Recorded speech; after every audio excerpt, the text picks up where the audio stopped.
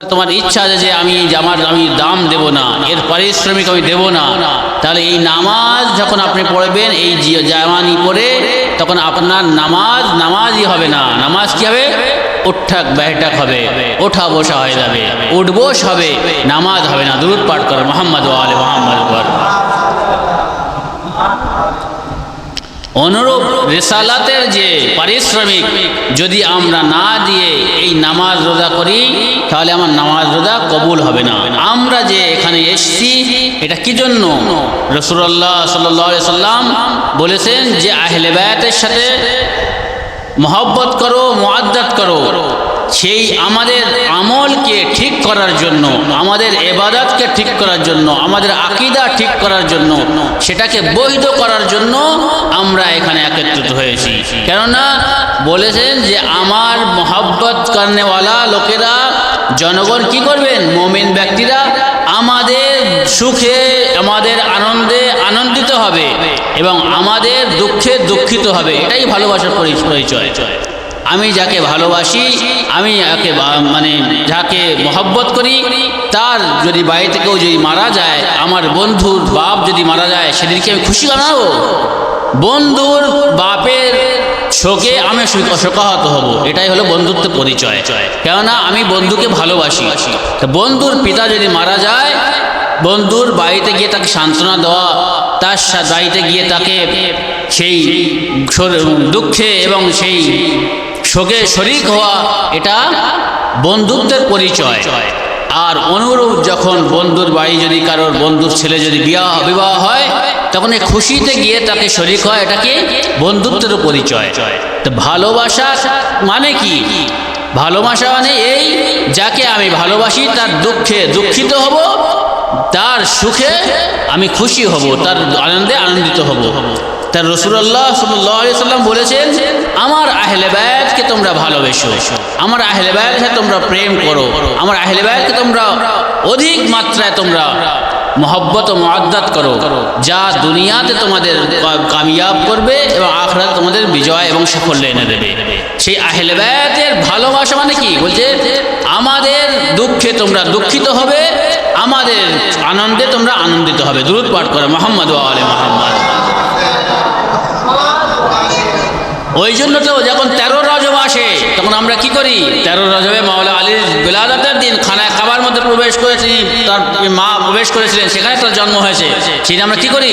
সারা বিশ্বব্যাপী মাওলা আলীর জশ্নে বিলাদত মানান, অর্থাৎ জন্ম তারিখ হিসেবে সারা দুনিয়ায় মাহফিল এবং খুশি উদযাপন করা হয় এবং বিভিন্ন জায়গায় নারা লাগানো হয় যে মাওলা আলী আজকের খানায় কাবার মধ্যে জন্মগ্রহণ করেছেন। তাহলে খুশিতে আমরা খুশি হই। অনুরূপ 3 শাবানে যখন ইমাম হুসাইন সাল্লামের জন্ম তারিখ, আমরা কি করি? জন্ম তারিখে আমরা সকলের মুখ মিষ্টি বিতরণ করি, মুখ মিষ্টি করি এবং মিষ্টি মুখ করি। তাদেরকে কি করি? তাদেরকে খাবার দেই এবং তাদের খুশি আমরা আনন্দ করি এবং বাচ্চাদের বলি, দেখো আজকে হযরত ইমাম হুসাইন সাল্লাল্লাহু আলাইহি সাল্লামের জন্মদিবস, তোমরা খুশিতে খুশি করো, আনন্দ করো, নতুন পোশাক পরো, নিজের আতর লাগাও এবং এসো একে অপরে মাহফিল করি, খুশি করি এবং মুসাররাত করি এবং আমরা আহলে বায়াতের খুশিতে খুশি হয়েছি। এটা হলো ইবাদত। অনুরূপ মুহররম মাস যখন আসে, তখন আমরা কি করি? দুঃখে দুঃখিত হই। কেন? এই দিনে রাসূলুল্লাহ সাল্লাল্লাহু আলাইহি ওয়াসাল্লাম এই দিনকে স্মরণ করে দুঃখ প্রকাশ করেছেন, ক্রন্দন করেছেন এবং হযরতে উম্মে সালমার কাছে কারবালার মাটি গায়েবী হযরতে জিবরাইল আমিনের মাধ্যমে, সেই শক্তির মাধ্যমে এনে কি করেছেন? হযরত উম্মে সালমাকে দিয়েছিলেন আর বলেছিলেন, হে উম্মে সালমা, আমার এই হোসেন, আমার এই সন্তান হোসেন এই কারবালার ময়দানে ভুকা পিপাসায় তাকে শহীদ করা হবে, তাকে মারা হবে, তিনি শহীদ হবেন। তো এই মাটি আমি দিয়েছি শিশির মধ্যে, মাটিটা রেখে দাও বাড়িতে। যখন দেখবে শিশির মধ্যে মাটিটি লাল হয়ে গিয়েছে, তখন মনে করবে যে হোসেন আর দুনিয়াতে নেই। এটা কোথায় রয়েছে? এটা আহলে সুন্নাত ওয়াল জামাতের বহু প্রসিদ্ধ গ্রন্থে, পুরানো গ্রন্থে এই ওয়াকিয়া এখনো পর্যন্ত লিপিবদ্ধ রয়েছে। এটা কোনো আমার ইচ্ছা, মন গড়া কথা নয়। এটা আমার মনের কথা নয়, এগুলো যে আমরা যেগুলো দেখেছি, পড়েছি, শুনেছি এবং স্বেচ্ছায় আমরা সে গবেষণা করে দেখেছি যে এটা সত্য।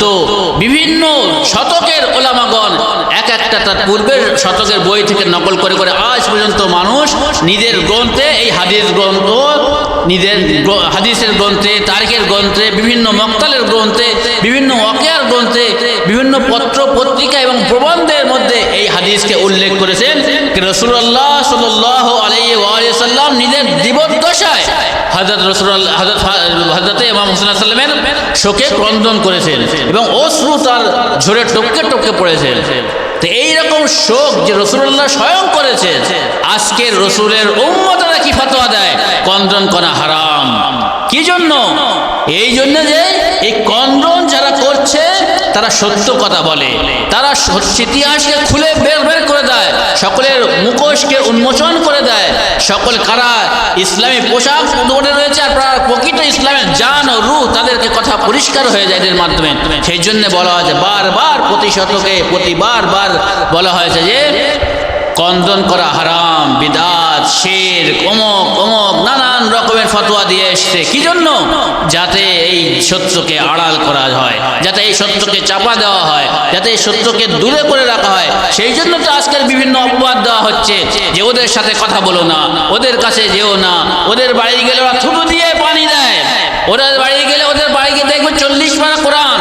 ওরা বলে যে মাওলা আলীর কাছে ওহী নাযিল হওয়ার কথা ছিল, ভুল করে হযরত মুহাম্মদ মুস্তাফা সাল্লাল্লাহু আলাইহি ওয়াসাল্লামের কাছে নিয়ে গেছে। এসব কি? এসব বলে না, কিছু না পারলে অপবাদ দেয়, যখন পারে না তখন অপবাদই দেয়। সেই জন্য এ মাছকে আর কতদিন শাক দিয়ে ঢাকা রাখবে? আজকের পুরো পরিষ্কার হয়ে গেছে সোশ্যাল মিডিয়া, আজকে সারা দুনিয়ার কাছে প্রকাশ করে দিয়েছে সত্য কাদের কাছে আছে আর মিথ্যা কারা আজকে যারা লুকিয়ে রাখছে, মিথ্যা কারা বলছে, অপবাদ কারা দিচ্ছে। সেই জন্য দুনিয়ার দরকার এখন শুধুমাত্র একটু জ্ঞান, একটু আগে আসুক, জ্ঞান বৃদ্ধি পাক, মানুষের বিবেক এবং জ্ঞান যখন পরিপূর্ণতা লাভ করবে তখন মানুষের কাছে সত্য পুরো প্রকাশ হয়ে যাবে। মানুষের কাছে তখন আর মিথ্যা বলে লুকিয়ে রাখা যাবে না। আজকের কেউ যদি বলে যে হযরতে ইমাম হোসেনের শাহাদাত কে করিয়েছে, কে শহীদ করেছেন, সঙ্গে সঙ্গে যে কোনো প্রকারে নিজের অডিও হোক, ভিডিও হোক, নিজের কোনো লিখিত আকারে হোক যদি সার্চ করা হয়, আজকের এত উন্নতি করে টেকনোলজি, সেগুলো আল্লাহর দান। আল্লাহ এই জিনিসের মধ্যে এত শক্তি দিয়েছেন, মানুষ সেটাকে একসাথে বসে সেটা ঠিক করেছেন। আল্লাহ এই গবেষণার মাধ্যমে, এই মানুষের বিবেকের মাধ্যমে, এই জ্ঞান বিজ্ঞানের মাধ্যমে সেটা এখন পরিষ্কার করে দিয়েছে যে যদি বলা হয় ইমাম হোসেনের হত্যাকারীকে, সঙ্গে সঙ্গে 1 সেকেন্ডের মধ্যে নাম এসে ইয়াজিদ। কত সহজ করে দিয়েছে। ওই জন্য আরো দুনিয়া যখন উন্নতি করবে তখন আরো খুব দ্রুত জিনিস প্রচার পেয়ে যাবে। আজকে যদি লেখা হয় যে রাসূলুল্লাহ সাল্লাল্লাহু আলাইহি সাল্লামের সাথে কে দুর্ব্যবহার করেছে, সঙ্গে সঙ্গে 1 সেকেন্ডের মধ্যে ক্লিক করবেন, সঙ্গে সঙ্গে 1 সেকেন্ডের মধ্যে এসে যাবে যে কে দুর্ব্যবহার করেছে। রাসূলুল্লাহর সাথে কে কে যুদ্ধ করেছে, কবে যুদ্ধ করেছে, কোন তারিখে যুদ্ধ করেছে, সঙ্গে সঙ্গে এসে যাচ্ছে। সেই জন্য মানুষের বিবেক যখন আস্তে আস্তে পরিপূর্ণতা লাভ করবে তত তাড়াতাড়ি মানুষ সত্যকে বুঝতে সহজ এবং খুবই তাড়াতাড়ি তারা বুঝতে সক্ষম হবে। দুরূদ পাঠ করে মুহাম্মদ ওয়া আলি মুহাম্মদ। সেই জন্য এই আমরা যেখানে এসেছি এটা শুধুমাত্র কোনো অনুষ্ঠান নয়, কোনো একটা মযহাবের প্রয়োজন নয়, বরং আমরা নিজের সেই ইসলামের সে জিনিস যে আমরা পেয়েছি, জান্নাত পেয়েছি, ঈমান পেয়েছি, নামাজ পেয়েছি, রোজা পেয়েছি, তার আজর দিতে এসেছি, তার পারিশ্রমিক দিতে এসেছি, তাদের দুঃখে দুঃখিত হতে এখানে আমরা শোকানুষ্ঠানের যে আয়োজন করেছি। এবং এটা যদি আমরা না করি তাহলে আমরা প্রকৃত ভালোবাসি আমরা দাবি করতে পারি না যে আমরা এটা দাবি করি যে আমরা ভালোবাসি, আমরা মুহিব্বানে আহলে বাইত, মুহিব্বানে রাসূল, আশিক রাসূল, এটা শুধু মুখে শুধু দাবি করা হবে, প্রকৃত পক্ষে তার দাবির কোনো দলিল থাকবে না, কোনো সুবুত থাকবে না, কোনো প্রমাণ থাকবে না। সেই জন্য আমরা যেখানে এসেছি তার প্রমাণ দিতে এসেছি যে আমরা মুহিব্বে আহলে বাইত, মুহিব্বে রাসূল, আশিক রাসূল, আশিকে আল্লাহ, দুরূদ পাঠ করে মুহাম্মদ ওয়া আলি মুহাম্মাদের উপর। এই মুহররম মাস সবথেকে দুঃখের মাস।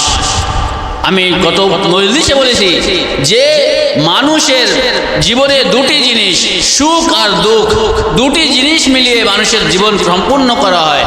মানুষের কিছু দিনে সুখ আসে, শান্তি আসে, খুশি আসে, খুশির সময় খুশি করতে হয়, এবং কিছু দিন দুঃখ আসে।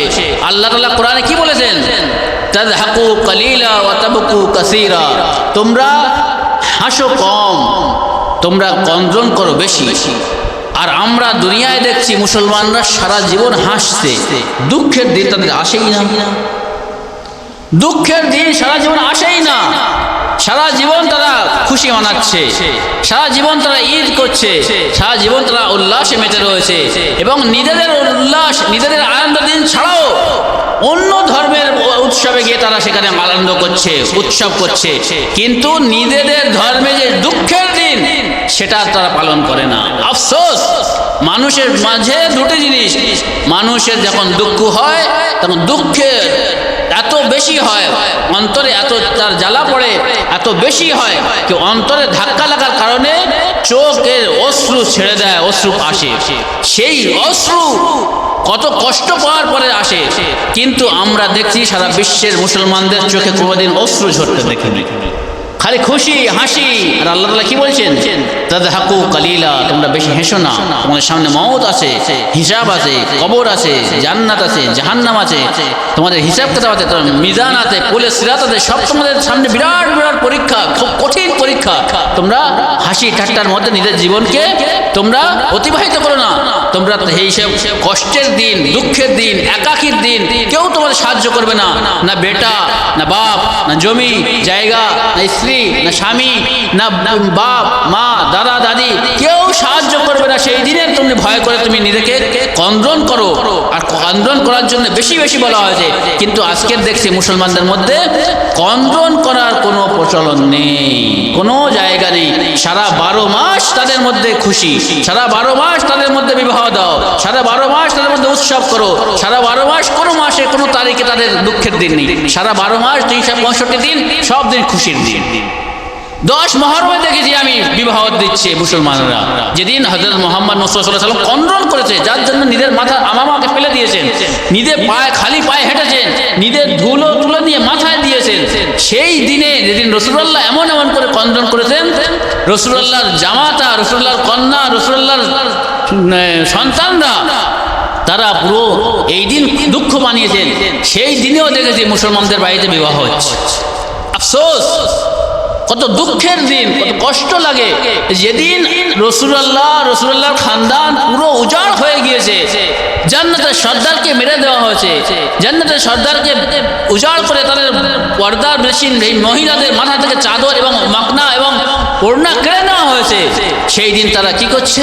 সে দিন তো ভুলেই গিয়েছে, স্মরণ তো ভুলে গিয়েছে। এমন এমন জায়গা দেখি যেখানে দেখছি স্কুল পর্যন্ত ছুটি রাখে না, স্কুল পর্যন্ত কোনো অনুষ্ঠান হয় না, মুহররমের কোনো কথাই আলোচনায় হয় না, ইমাম হোসেনের শিক্ষা যে দিয়ে গেছেন তার কথা কোনো আলোচনা হয় না। তাহলে আমাদের মুসলমান হয়ে আমরা কিভাবে দাবি করছি রাসূলুল্লাহর মান্যওয়ালা? কিভাবে দাবি করছি আমরা যে আমরা রাসূলের মান্যওয়ালা? কিন্তু রাসূল যে কাজ করেছেন, যে কাজের নির্দেশ দিয়েছেন, যে কাজের কথা বলেছেন, এও বলেছেন রাসূলুল্লাহ যে ইমাম হোসেনের এই শাহাদাত এমন একটা উষ্ণ এবং এমন একটা উত্তাপ মুমিনদের অন্তরে হয়েছে এবং হচ্ছে, সারা জীবন ভোর সেটা উত্তাপ থাকবে, কোনোদিন ঠান্ডা হবে না। এই হাদিস যদি দেখা হয়, সত্যিকারে যারা মুমিন, যারা ইমাম হোসেনকে চিনেছেন, যারা ইমাম হোসেনকে পেয়েছেন, ইমাম হোসেনের মারিফত যাদের অর্জন হয়েছে, তাদের অন্তর কোনোদিন ঠান্ডা হয়নি। কেননা ইমাম হোসেনের শাহাদাতের কথা শোনার পরে তাদের অশ্রু আপনি তারা ঝরে পড়ে। ইমাম হোসেনের পরিচয় আজকের দুনিয়ার সামনে তুলে ধরা দরকার। ইমাম হোসেনের যে সিরাত, কি বলেছেন ইমাম হোসেন যখন তিনি মদিনা থেকে বের হচ্ছেন, তখন বলেছেন যে দেখো, আমি কোনো ফাসাদ করার জন্য বের হচ্ছি না, আমি কোনো ঝগড়া ঝামেলা করার জন্য আমি ঘর থেকে বের হচ্ছি না, মদিনা ছাড়ছি না, আমি যাচ্ছি আমার নানার দিনকে বাঁচাতে যাচ্ছি, আমার নানার সিরাতকে বাঁচাতে যাচ্ছি, আমার নানার দিন ইসলামকে বাঁচাতে যাচ্ছি এবং সেটাকে জীবিত করতে যাচ্ছি, আর আমার পিতার যে সিরাত সেটাকে জিন্দা করতে যাচ্ছি। দুরূদ পাঠ করে মুহাম্মদ ওয়া আলে মুহাম্মদ। তাহলে ইমাম হোসেনের কি ছিল? যে আমি যাচ্ছি আমর বিল মারুফ করার জন্য, মানুষের সৎ পথের দিকে আদেশ করার জন্য, এবং নিষেধ করতে যাচ্ছি সেই সব অপকর্ম থেকে যে কাজ মুনকার এবং সে কাজ যেগুলো ইসলাম বিরোধী কাজ, যেগুলো আল্লাহ নিষেধ করেছেন, সেগুলো আজকের দুনিয়ায় সবার দেখছি, সবার সেই কাজে তারা লিপ্ত হয়ে গিয়েছে। যে জিনিস আল্লাহ বলেছিলেন সে জিনিসকে মানছে না, বরং মুনকার জিনিস মানে যে জিনিস অবৈধ জিনিস সমাজে প্রচলন হয়ে গেছে, যেগুলো আমরুল মারুফ সৎ কাজের আদেশ কেউ দিচ্ছে না, অসৎ কাজে সব লিপ্ত হয়ে গেছে।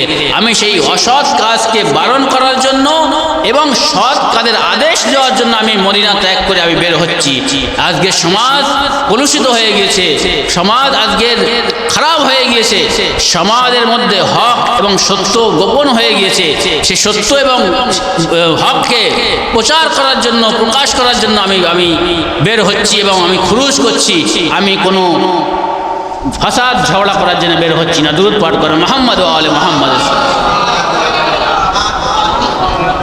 তো ইমাম হোসেন যখন বের হচ্ছেন নিজের সেই উদ্দেশ্যকে বর্ণনা করে দিয়ে গেছেন, আর সেই উদ্দেশ্যের মাধ্যমে আজকের সেই কারবালা যে অনুষ্ঠিত হয়েছে, সেই কারবালার মাধ্যমে আজকে সঠিক ইসলাম পুরো প্রচার পাচ্ছে। সেই প্রচার দেখেন, যারা শহীদ হন, শহীদের রক্ত কোনোদিন বৃথা যায় না। সে শহীদের রক্ত একদিন না একদিন তার প্রভাব ফেলবে। আর ইমাম হোসেন যে শাহাদাতের যে রক্ত দিয়েছেন, এত নিকৃষ্টভাবে যে শহীদ হয়েছেন, তাকে অত্যাচার করে তার উপর জুলুম করে অন্যায়ভাবে তাকে যে হত্যা করা হয়েছে, তার রক্ত আজ পর্যন্ত গরম রয়েছে এবং উষ্ণতা রয়েছে, যার কারণে আজকে সারা দুনিয়ায় হোসেনের মান্যওয়ালারা ইমাম হোসেনের জন্য নিজের সব কিছু ত্যাগ করেছেন। কি কারোবার, সফর, মানে মিটিং, সিটিং, আলোচনা, বাড়ি, সব কিছু, সব কাজে স্তব্ধ রেখে তারা এসছে কি জন্য? ইমাম হোসেনের এই ফার্সে আজাতে এসছে কি জন্য? তার দুঃখের মাকে পুরস্কার দেওয়ার জন্য, শোক জ্ঞাপন করার জন্য, তাদের সমবেদনা জানার জন্য, যে ফাতেমা জাহরা সালাতুল্লাহ আলাইহার যে সন্তান, যাকে জাতা পিছপিছে পালন করেছিলেন, সেই সন্তানের যে হত্যা করা হয়েছে, সেই হত্যার যে কষ্ট, সেটা তার মাকে সান্ত্বনা দেওয়ার জন্য হযরত ফাতেমা জাহরা সালাতুল্লাহ আলাইহা এখানে এসে একত্রিত হয়েছে। নিজের সব কাজকে ত্যাগ দিতে, যারা বিদেশে থাকে তার বিদেশ ছেড়ে দিয়ে নিজের বাড়িতে এসছে, যারা অন্য শহরে থাকে শহর ত্যাগ করে নিজের বাড়িতে এসছে কি জন্য? যে মহরমে বাড়ি যাব। জিজ্ঞেস করা কবে বাড়ি যাবে? আমি মহরমের সময় বাড়ি যাব। কেননা এই 10 দিন আমি ফাতেমা জাহরা সালাতুল্লাহ আলাইহা যেন আমি শোকের সান্ত্বনা দিতে পারি, সব কাজ ত্যাগ করে সব কিছু বাদ দিয়ে ছুটি করে এই 10 দিন আসে, বিশেষ করে ফাতেমা জাহরা সালাতুল্লাহ আলাইহার নয়ন তারাকে সেই শোকের দিনে ফাতেমা জাহরাকে সান্ত্বনা দেওয়ার জন্য। এই জন্য যে এটা হলো আজরের রিসালাত, আর রিসালাতের পারিশ্রমিক যদি এটা আমরা না আদায় করি তাহলে আমাদের সব আমল বৃথা হবে। যেমন আল্লাহ রসুলকে আল্লাহ তাআলা বলেছিলেন, যদি এই বিলায়েতকে যদি তুমি না পৌঁছাও, যদি এই ইমামাতকে যদি না পৌঁছাও, যদি এই খেলাফতকে যদি না পৌঁছাও, যদি এই কাজকে না করে যাও, ফামা বাল্লাগতা রিসালাতা, তুমি কোনোই কাজ করোনি। অনুরূপ যদি আমরা এই বিলায়াতকে না প্রচার করি, এই বিলায়াতকে না মানি, আর এই বিলায়াতের বাধ্য যদি আজরের রিসালাত আদায় না করি, আমাদের সব কাজ বৃথা, একটাও কাজ আমাদের কবুল হবে না। আর এই বিলায়াতকে যদি না পৌঁছাই তাহলে আমাদের কোনো কিছু পৌঁছাতে পারলাম না, কোনো কিছু আমাদের আল্লাহর দরবারে কবুল হবে না। কারণ রাসূলুল্লাহ এত কষ্ট করার পরেও তাকে সব কিছু একদম অমান্য করে দিতে বলে, তুই যদি এইটা না পৌঁছাও কোনোটা পৌঁছাবে না। এইটার উপরে সব কিছু দারোমাদার, এইটার উপরে সব কিছু ডিপেন্ড করে রয়েছে। যদি এইটা না পৌঁছাও সব বাতিল, আর যদি এইটা পৌঁছে দাও সব তোমার গ্রহণ করা হবে। সেই জিনিস কি আজকে আমরা যে পেয়েছি, এটা মানুষের কাছে পৌঁছে দেওয়া আমাদেরও দায়িত্ব, আমাদেরও কর্তব্য। কিন্তু সেই সব মানুষের কাছে পৌঁছে দিচ্ছি, যদি তারা কান বন্ধ করে থাকে সেটা তাদের দোষ, কিন্তু আমরা আমাদের নিজের আওয়াজ তাদের কানে পৌঁছে দিচ্ছি, এটা আমাদের দায়িত্ব।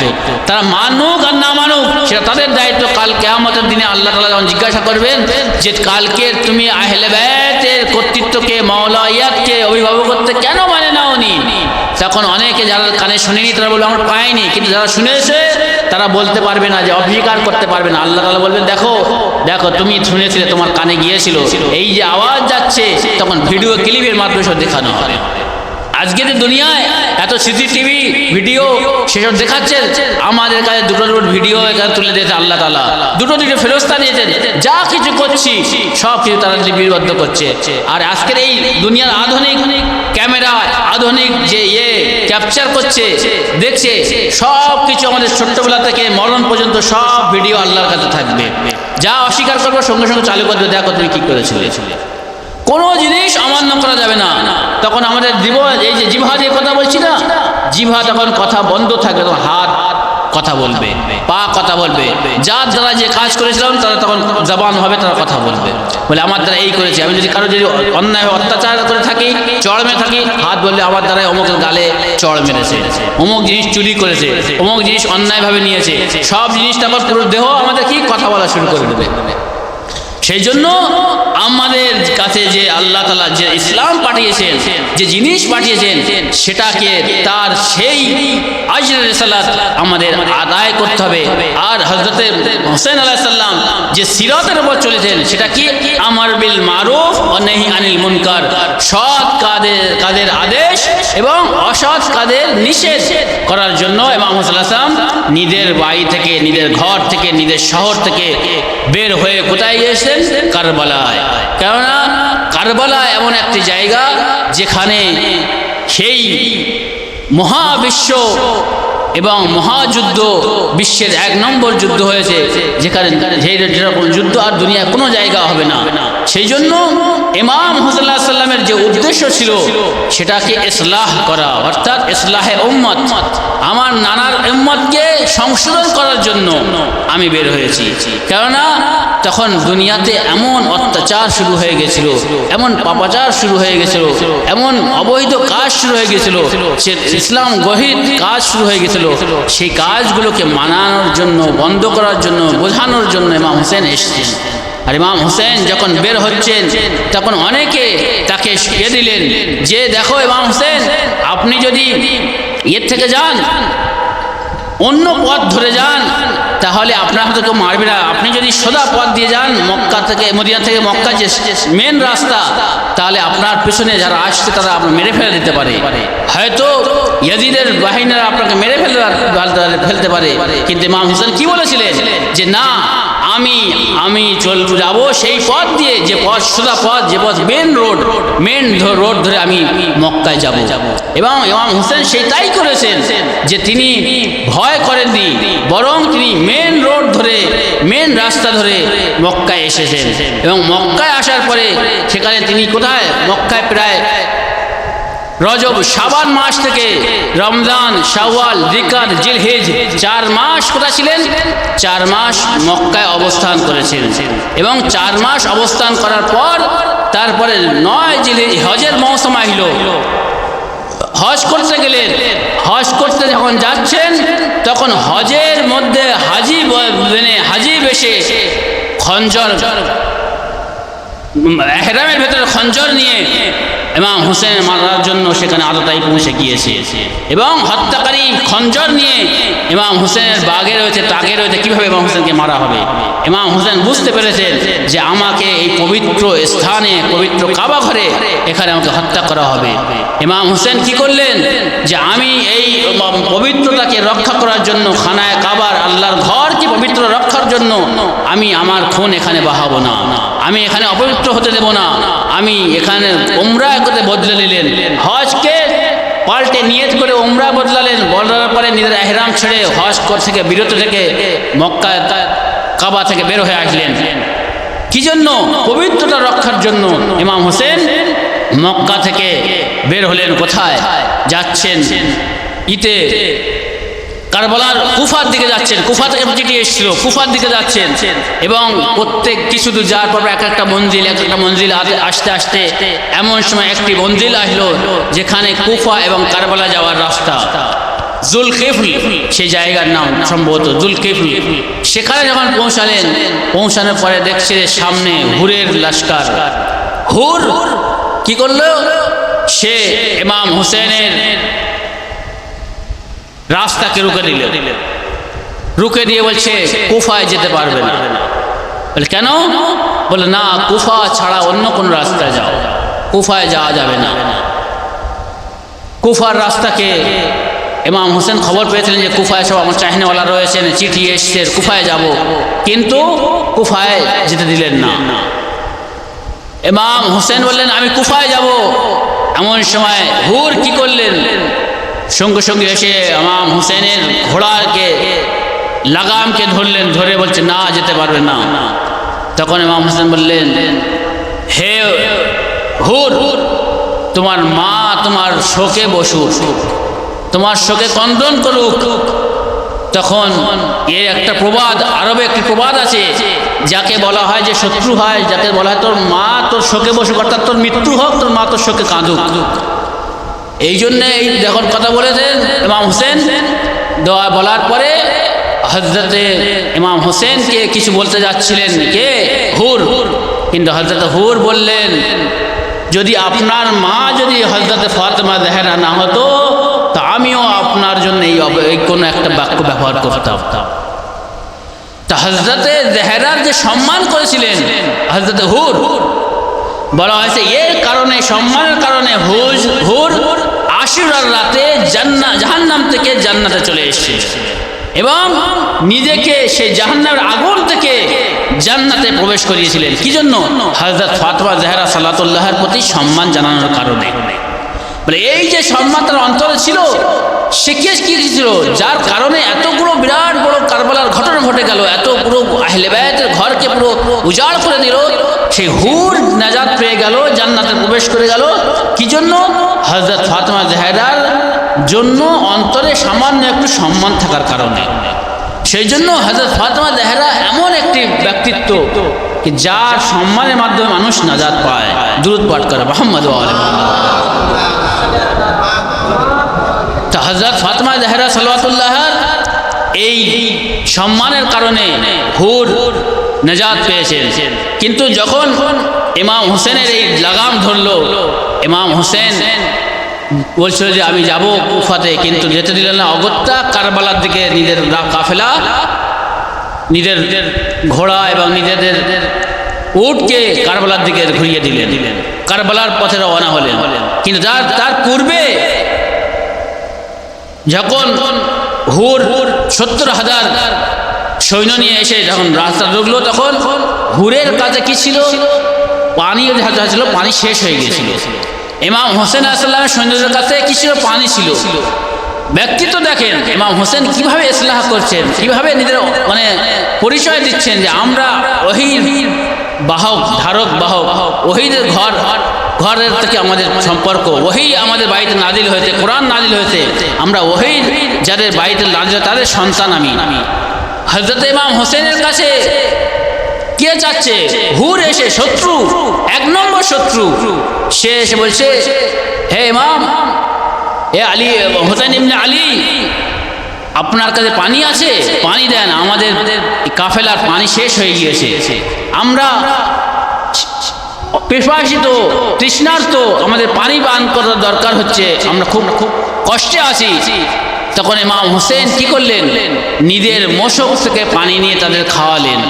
আর কিভাবে খাওয়াচ্ছেন? হুর এত পিপাসিত ছিল যে ইমাম হোসেন নিজের হাত দিয়ে নিয়ে কাকে খাওয়াচ্ছে? নিজের শত্রুকে। ১ নম্বর জানের শত্রু, যে সেই যার কারণে এই সংগঠিত হয়েছে কারবালার যে ওয়াকিয়া, এই ঘটনা, তাকে নিজের হাতে পানি পান করাচ্ছেন। এবং সে পানি, সে এত পিপাসিত ছিল, পানি পান করাতে গিয়ে এত ঝটপট করে পানি খেতে খেতে পানি সব পড়ে গেল মাটিতে, এত পিপাসিত ছিল। ইমাম আবার পানি নিয়ে শত্রুকে আবার পানি পান করালেন। তাহলে দেখুন কার ছেলে, কার সন্তান, ইমাম হোসেনের ব্যক্তিত্ব কি, ইমাম হোসেনের আখলাক এবং চরিত্র কোথায়, কোন জায়গায়, কত ঊর্ধ্বে, কেন হবে না? এটি হলেন কে? হযরত মুহাম্মদ মুস্তাফা সাল্লাল্লাহু আলাইহি ওয়াসাল্লামের সন্তান। যে এই যে সন্তান, এই যে আখলাক যে তিনি ব্যবহার করেছেন, দুনিয়া যতদিন বাকি থাকবে ইমাম হোসেন এই চরিত্রকে তাকে বজায় রাখবেন। এবং এটা লিখিত স্বর্ণাক্ষরে লিখিত হয়ে গেছে যে ইমাম হোসেন নিজের জানের শত্রুকে নিজের হাতে পানি পান করিয়েছেন এবং এমনভাবে পান করিয়েছেন সে যতক্ষণ না পানি খেয়ে সে তৃষ্ণার্ত না পুড়িয়ে তারপর পানি খাওয়াতে থেকেছেন, খাইয়েছেন, খাওয়ার পর তার তৃষ্ণা পুরো মিটে যাওয়ার পর তবে তার পানি দেওয়া বন্ধ করেছেন। আর এই ইমাম হোসেন কালকের যখন কারবালার ময়দানে যখন আসলেন, আসার পরে যখন দেখছেন যে পানি আর নেই, পানি বন্ধ করে দেওয়া হয়েছে, 3 মহরম থেকে পুরো পাহারা লাগিয়ে দেওয়া হয়েছিল কোথায়? সে ফুরাত নদীর ধারে, যাতে ইমাম হোসেনের খায়মাতে, ইমাম হোসেনের তাঁবুতে, ইমাম হোসেনের পরিবারের কাছে যেন 1 ফোঁটা পানি না পৌঁছাতে পারে। সে পানি যতদিন ছিল, সে পানি খেতে খেতে 7 মহরমে এসে পানি সব শেষ হয়ে গিয়েছিল, আর পানি নেই। তখন সেই ইমাম হোসেনকে, যে ইমাম হোসেন নিজের শত্রুকে নিজের হাত দ্বারা নিজের পবিত্র হাত দ্বারা পানি পান করেছিল, আজকে তারা সেই ইমামের সন্তানদের জন্য পানি বন্ধ করে দিয়েছে। দুটো চরিত্র দেখে নিক দুনিয়া, কাকে অনুসরণ করবেন দুনিয়াবাসী? আসুন দেখে নিন, ইমাম হোসেনের মতো ব্যক্তিত্বকে নিজের নেতা মানবেন না ওবায়দুল্লাহ, জিয়াদ ও শিমর ও হুরমুলা ও ইয়াজিদের মতো ব্যক্তিদেরকে নিজের খলিফা মানবেন? আসুন দেখে নিন দুটো চরিত্র। পাশাপাশি রাখেন যে 2 দিন 4 দিন 8 দিন 1 সপ্তাহ আগে, মহরমের আগে, অর্থাৎ 10 দিন আগে কি করেছেন? ইমাম হোসেন পানি পান করেছেন, আর 10 দিন না হতে হতে সেখানে পানিটাকে বন্ধ করে দিয়েছে কারা? সেই সব সৈন্য যাদেরকে পানি পান করিয়েছিলেন। এই দুটো উভয় বৈপরীত্য চরিত্র দেখে নিন, কাদের আপনি অনুসরণ করবেন। তো ইমাম হোসেন যখন দেখলেন যে আশুরার রাত এসেছে, এক দিন অতিবাহিত হতে হতে আশুরার রাত যখন এসছে, চারিদিকে বাচ্চারা আলাতাস, হায় পিপাসা। যদি কোনো বাপের কাছে কোনো বাচ্চি এসে বলে, ছোট 4 বছরের বাচ্চি যে